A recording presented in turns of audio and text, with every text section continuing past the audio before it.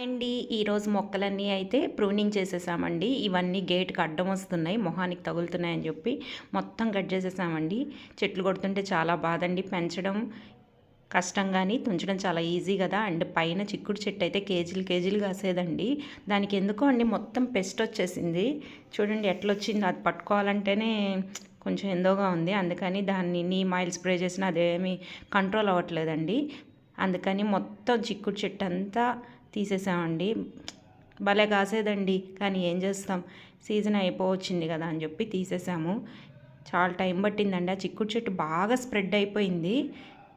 కొమ్మలైతే ఇంకా అటు నుంచి ఇటుకి బాగా స్ప్రెడ్ అయిపోయింది. చూడండి పైన గోడలు కూడా ఎలా అయిపోయినాయో ఆ పెస్ట్ వల్ల.